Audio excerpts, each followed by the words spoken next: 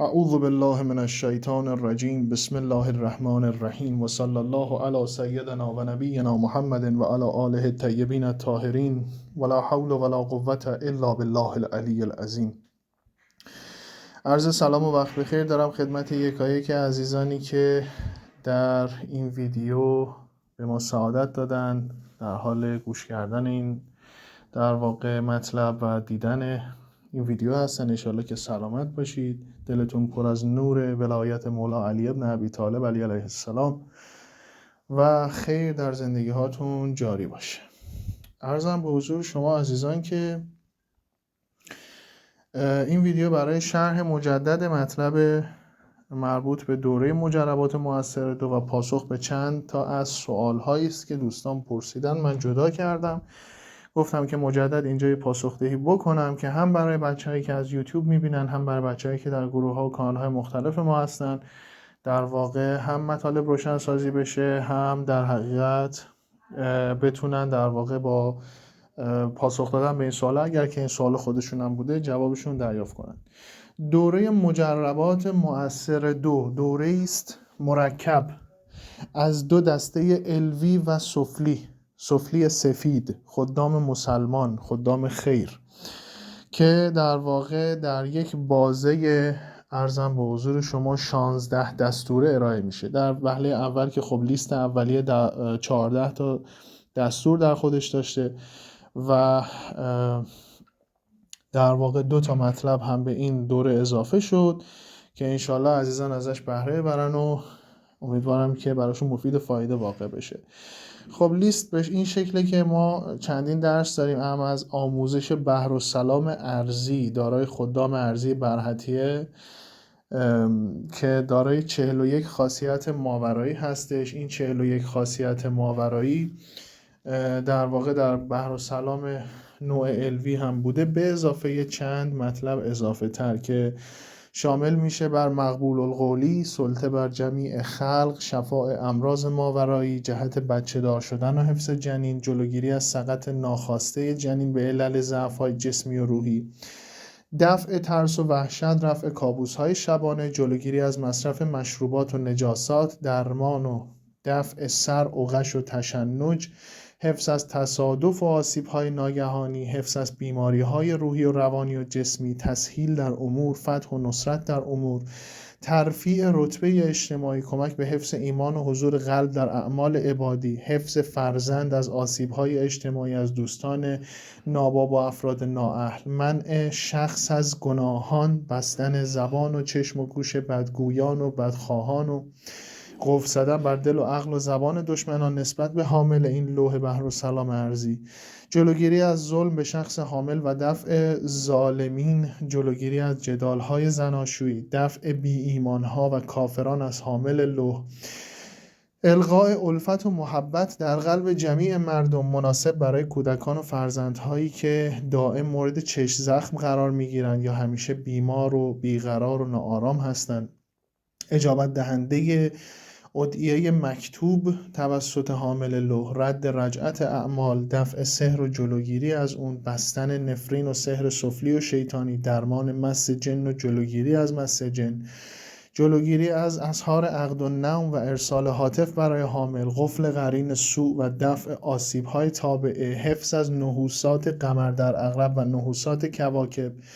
جلوگیری از تأثیر اعمال هیاکل و شواکل و شعبازها و وودو و غیره بر شخص حامل، بی تأثیر کننده جمیع اعمال ساحران بر حاملش، طرد انواع جن، ارواح خبیثه، شیاطین و ابالسه و اعوان و در واقع خدام اینها، برگردوننده و برگشت دهنده سحر به ساحر هستش، دفع چشم زخم هم میکنه، حرز مخصوص جستجوگران دفاعن هست که بسیار قدرتمنده برای کسانی که برای دفینه هایی میرن که دارای طلسم هستش و مناسب جهت احضارات و دعوات و استخدامات از انواع سبک تا سنگینش، ایجاد شجاعت و قوت قلب در شخص میکنه، ایجاد هیبت در برابر اجنه و موکلین میکنه و قابلیت ارسال خادم لوحتون رو داره برای پاکسازی دیگران، چه از راه دور چه به شکل نزدیک.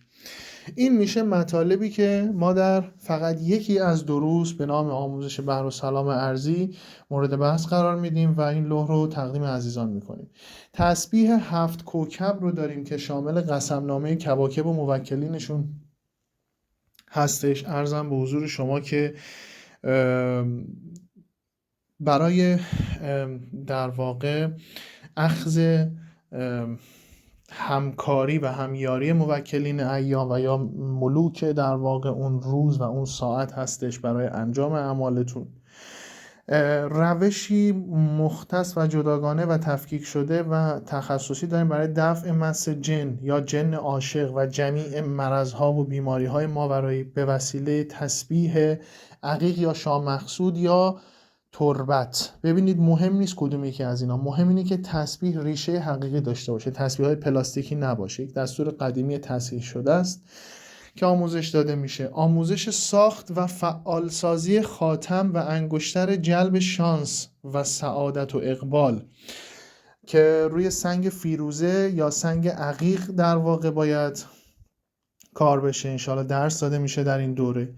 لوح مبارک احضار ثروت و جلب مال و فرصت‌های مالی که ساخت و پرداخت و مجرب شده توسط استاد ابراهیمی. خیلی از عزیزان حاضر در مکتب علی ابن ابی طالب این نسخه رو دریافت کردن، ازش اثرهای فراوان دیدن و خب برای اون دسته از عزیزانی که در مجموعه هستن نیاز به توضیح بیشتر نداره. اون دوسته عزیزانم که دارن ویدیو رو میبینن ولی هنوز مطلع نیستن، جزو مجموعه ما نیستن، میتونن از طریق لینکی که در اول این ویدیو هستش ورود بکنن به انجمن خفیه کارن ایرانیان و در باب این لوح وایس و مطلب ارائه شده، هم توسط استاد ابراهیمی یک وایس 17 دقیقه‌ای و هم توسط بنده که در هنگام شروع تبلیغات این دوره برای اعضا من یه وایس گرفتم و کامل اینو شرح دادم که احضار مال و اموال و جلب فرصت‌های مالی و اقتصادی برای شخص میکنه.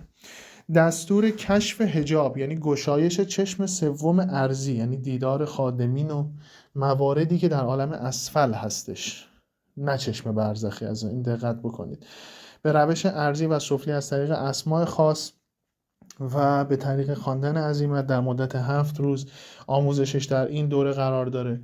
قسم سفلی اخذ طاعت خادمین ارضی و سفلی در جمعی امور و طلسم مخصوصش که در واقع برای ایجاد نتیجه کامل در کنار این عزیمت قرار داره که این عزیمت رو میتونید هم برای کتابت اعمال هم به شکل کلامی برای انجام شدن یک امری ازش استفاده کنید، بهره ببرید. یک روش آموزش داده شده برای اون کسانی که خونهشون رو دزد میزنه یا در معرض چنین اتفاقی هستش، یا حالا مکانه یا شرکت یا مغازه است، فرقی نمیکنه، که باعث میشه که دزد در اون مکان حبس بشه، گیج بشه، راهش رو پیدا نکنه، دچار در واقع عدم تعادل رفتاری بشه. ابطال سحر بسیار تخصصی سحبرهاتوس رو گذاشتیم که این اسم یک موکله، یه مقدار نیاز به تحصیل داشته که علی حال آماده کردیم. این عزیزانی که در دوره هستن میتونن ازش استفاده بکنن. دستور بسیار ساده و در این حال بسیار قدرتمنده. یک دستور جلب محبت منسوب به جناب آصف ابن برخیا وزیر حضرت سلیمان نبی علیه السلام در واقع در دوره قرار داده شده که دوره خالی از مبحث محبتی نباشه. روش دفع مشاجره ها و دعوا از اهل منزل و مکان زندگیتون، حالا به هر دلیلی که هست این روش باعث پاکسازی اون حالت میشه، این رو در واقع در دوره داریم. طلسم خاصی داریم جهت مطیع کردن اشخاص، در جایی هستید اشخاصی که حضور پیدا میکنن در اون مجلس، در اون مکان، در اون خونه، در هر جایی که هستید مطیع شما بشن، به طاعت شما در بیان. و دستوری داریم برای منع زنا و خیانت که بسیار قدرتمند هست، هم برای مرد هم برای زن کار میکنه به روشی که توضیح داده میشه. و دستور جلب مشتری به محل کسب و کار داریم که این کار میتونه کسب و کار خونگی باشه یا تو مغازه و شرکت و دفتر باشه یا کار اینترنتی باشه یا کار سیار باشه، فرق نمیکنه، که وسیله خادمین ارضی مسلمان عهد قدیم برحتیه انجام میشه. و عرضم به حضور شما که این لیستیه که مربوط به 14 درس ثابته بود. عرضم به حضورتون که بعد از این که حالا ما در جمع مباحثات داشتیم 2 مطلب رو اضافه کردیم به این دوره و یکی از اون مطالبی که اضافه کردیم اینه که یک درسی که من خودم اسمشو گذاشتم شاکلید امر جامع الحاجات که یک طلسم بسیار قدرتمنده که شرط استفاده ازش هم صلوات بر 14 معصوم هدیهش به آقا مولا علی علیه السلامه.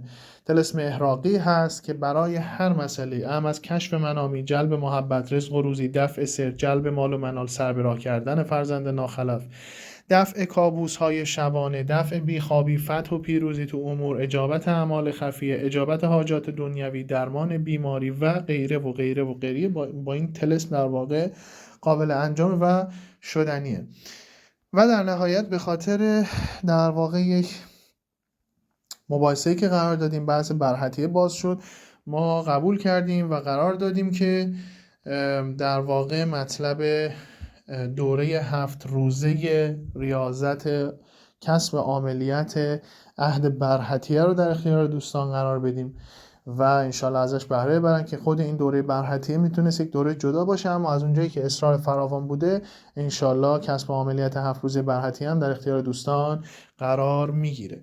این تا اینجا میشه مطالبی که ما در باب دوره هامون داشتیم. حالا یک سری سوال ها در باب این توی پیوی و جای مختلف از من شد که تا حد امکان در وایس ها حالا بیایید انشالله که اونایی که این ویدیو رو در جای غیر از مکتب علی ابن ابی طالب میبینن انشالله به ما سعادت بدن، افتخار بدن، در کنار ما حضور پیدا بکنن، میتونن وایس ها رو ببینن. یک سری از سوال ها هم بنده دوباره حالا یا مشابه بوده یا جدید بوده جمع کردم توی نوت گوشی خودم جدا کردم، گفتم که این رو هم مورد بحث قرار بدیم که انشالله برای کسی سوالی پیش نیاد. پرسیدن که خب ما یک مجربات داشتیم، مجربات مؤثر دوره اولیه‌ای بود که قرار داده بودیم با قیمت تقریبا مشابه. پرسیدن که آیا مدرس آیا این دوره مجربات 2 همون دوره قبلیه یا افرادی که در دوره قبلی بودن شامل این دوره میشن؟ پاسخ این سوال خیر هست، در هر دو حالت سوال خیره. دوره مجربات مؤثر 2 همونطور که لیست دروسش جدیده، گروهش، مجموعش و سیستم آموزشیش هم جدیده و عرضم به حضور شما که افرادی که میخوان حاضر و در واقع بهره‌مند از این دروس بشن میبایست که به صورت مجزا از مجربات 1 در این دوره ثبت نام کرده باشن که بتونن شامل این مطالب بشن. سوال دیگه پرسیده شد که آیا دستوراتی که درون دوره هست شامل خادمین کافر میشود؟ خیر، مشخصا خیر. نام مجموعه مکتب مولا علی علیه السلام. قطعا ما دوره‌ای نمیذاریم که بخوایم خدام کافر یا شیاطین رو وارد این سیستم بکنیم.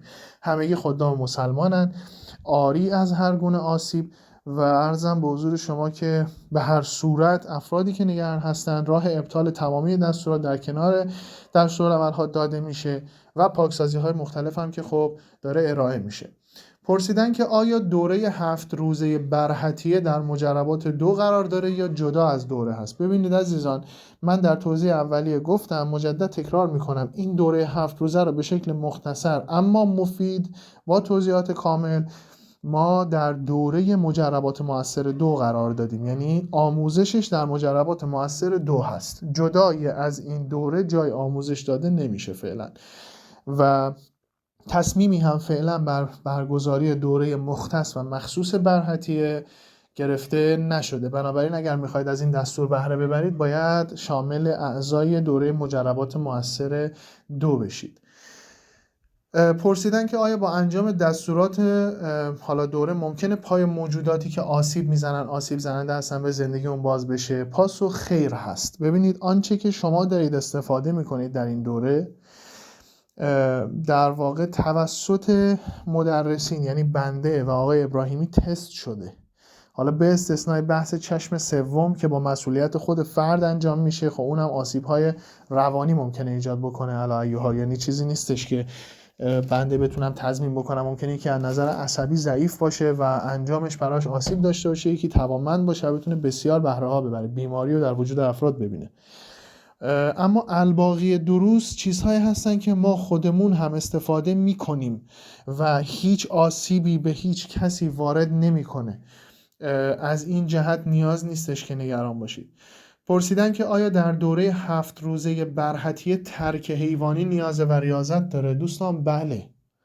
ببینید شما قرار 7 روز زمان بگذارید که طاعت و تسخیر موکلین و خدام داشته باشید که اون برحتیه در کلام شما یک عهد مؤثر واقع بشه. قطع به یقین نیاز دارید که یه سری سختی ها رو تحمل کنید. این 7 روز اصلا سخت نیستش که در واقع شما مثلا بخوای گوشت و مرغ و یه سری موارد رو بذاری کنار. در هر صورت این 3 تا حالت صغیرالصغیر، چون خود دوره صغیره هست، صغیرالصغیر داره، وسیط‌الصغیر داره، کبیرالصغیر داره. یعنی صغیره وسیط و صغیره کبیر.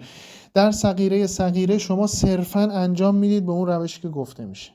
در صغیره وسیط پرهیز حیوانی دارید. ببینید پرهیز با ترک فرق میکنه. پرهیز یعنی که فقط گوشت و مرغ رو کنار میذارید. در صغیره کبیر ترک حیوانی دارید که به غیر از گوشت و مرغ فراورده هایی که از موجود زنده هست، اهم از عسل و شیر و تخم مرغ و پنیر و غیره همگی باید کنار گذاشته بشه. خب به طبع اون چیزی که با ترک حیوانی و با رعایت آداب کامله انجام بشه نتیجه بیشتر و بهتری خواهد داشت. توی این دوره پرسیدن که افراد مبتدی میتونن شرکت کنن؟ بله. ببینید به شکل خودمونی میخوام بگم، لقمه رو کامل آماده کردیم، جویده شده، قابل هضم، بدون هیچ شک و شبهه‌ای در اختیار دوستان داریم قرار میدیم و مباحثات این دوره باز 24 ساعته. یعنی هر کسی هر سوالی داشته باشه میتونه ازش بهره ببره، بذاره سوالشو و در واقع پاسخ هم اونجا دریافت بکنه. اگه نیاز به مباحثه در مورد اون مطلب باشه خب به طب مباحثه هم انجام میشه.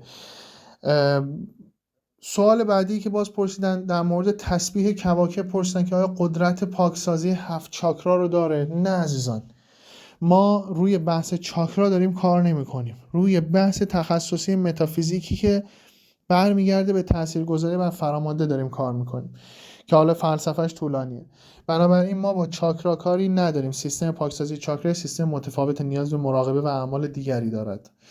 پرسیدن که آیا میتونیم دستورات رو تو منزلی که بچه و همسرمون هستن انجام بدیم؟ بله میتونید، هیچ مشکلی ایجاد نمیکنه، نیاز نیست نگران باشید، به خاطر اینکه ورود و خروجی که اون گیت هایی که باز میشه بر اساس فیلتر هایی که بر روی طلاسم و دستورات قرار داده شده به هیچ عنوان آسیب زننده نیست، به کسی فشاری وارد نمیکنه، مشکلی در زندگی افراد ایجاد نمیکنه.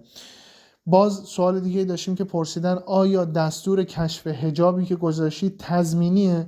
دوستان این مطلب کاملا به خودتون بستگی داره. مطلبی نیستش که بنده بتونم بگم آره تمام افراد از تمام اقشار در واقع ظرفیتی میتونن ازش بهره ببرن یا نه هیچکی نمیتونه. اینطور نیستش. این کاملا بستگی داره به سیستم فیزیکی و متافیزیکی خود فرد. دستور اگر که سوال اینه که آیا دستور صحیحه یا نه، بله دستور صحیحه، دارای ایراد نیستش، کامل و بدون سانسور ارائه میشه. اما اون چیزی که باید نتیجه بده به خود فرد بستگی داره. مثل کسانی که کتابت میکنن نتیجه میگیرن، کسانی هستن که کتابت میکنن نتیجه نمیگیرن، باید یه سری از اعمال رو بگذرن تا به اون نتیجه برسن. و سوال دیگه که پرسیده شده در مورد اذن استاد بوده. میگن آیا اذن استاد داده میشه توی دوره و شرح اذن استاد چیه، مسئله چیه، باید هزینه پرداخت؟ یه سری سوال عجیب غریب در این باب پرسیدن که عزیزان اذن استاد برای این مطالبی که قرار آموزش ببینید نیست. اذن استاد برمیگرده به یک مسائل بسیار خاص‌تر که از سینه اون استاد به شما انتقال پیدا میکنه و اجازه اون استاد لازمه برای اینکه شما بتونی از اون دستور بهره ببری و اون اجازه در صورتی داره به شما داده میشه که شما رو از هر نظر بررسی میکنن، میبینن که هم از نظر معنوی، هم از نظر مادی، هم از نظر روحی و جسمی و روانی و عصبی و در واقع لیاقتی و ظرفیتی و غیره و غیره و غیره شما اون مطلب رو میتونی ازش بهره ببری.